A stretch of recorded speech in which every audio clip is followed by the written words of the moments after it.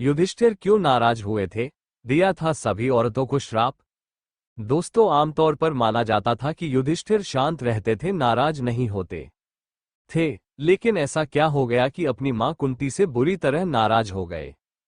इसका गुस्सा उन्होंने दुनिया की सारी औरतों पर ही उतार दिया। दोस्तों, पांडव भाइयों में अगर किसी को सबसे शांत, स्थिर और क्रोध पर विजय पाने वाला माना गया तो वो युधिष्ठिर थे, जो हर तरह की परिस्थिति में शांत रहते थे। किसी पर उन्हें नाराज होते नहीं देखा गया, लेकिन 2 बार वो बहुत नाराज हुए। ये नाराजगी भी दूसरों के लिए नहीं बल्कि अपनों के लिए थी। एक बार वो अर्जुन पर खासे क्रोधित हुए थे। जब महाभारत का युद्ध खत्म हुआ तो उन्हें कुछ ऐसा पता चला कि वो अपनी मां कुंती पर इतने नाराज हुए कि उन्हें माफ नहीं कर पाए। युधिष्ठिर की बात जब भी महाभारत में की जाती है तो एक ऐसे सज्जन पुरुष की छवि उभरती है जो हर किसी को माफ कर देता है, खुद पर होने वाले तमाम अत्याचार को चुपचाप बर्दाश्त कर लेता है, अपने भाइयों और मां के लिए हमेशा एक आदर्श बड़ा भाई और बेटा बना रहता है, जो सबकी केयर करता है, कभी किसी को भूलकर भी अप्रिय बात नहीं करता। वो ऐसे शख्स भी थे जो खुद सबसे पीछे रखकर अपने भाइयों और दूसरों को आगे रखते थे। उन्हें त्याग की प्रतिमूर्ति माना गया। फिर ऐसा क्या हो गया कि जिस मां को वो हमेशा पूजते थे, उनसे ऐसे नाराज हुए कि कभी माफ नहीं कर पाए। उन्होंने कभी किसी को अप्रिय वचन नहीं कहे थे, लेकिन उस दिन अपनी मां को खूब खरी खोटी सुनाए। इस पर उनका गुस्सा जब शांत नहीं हुआ तो उन्होंने पूरी स्त्री जाति को भी श्राप दे दिया।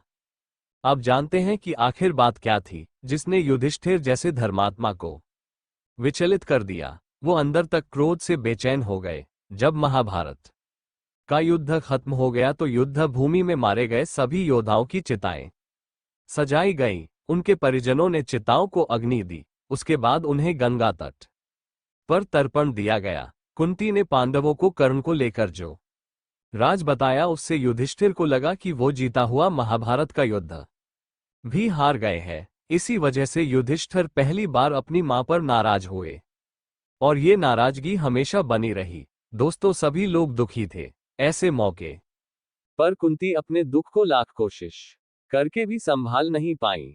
उन्होंने पहली बार पांडवों के सामने ये भेद खोला कि अर्जुन ने जिनका वध किया, जिसे तुम लोग सूतपुत्र समझते रहे, उस महाधर त्रुधर और वीर कर्ण के लिए तुम लोग तर्पण करो। वो तुम सभी के बड़े भाई थे। कर्ण का ये रहस्य सुनकर सभी पांडव स्तब्ध रह गए, दुखी भी हुए, हैरान और क्षुब्ध भी हुए कि उन्हें अब तक ये बात कभी उनकी मां कुंती ने क्यों नहीं बताई।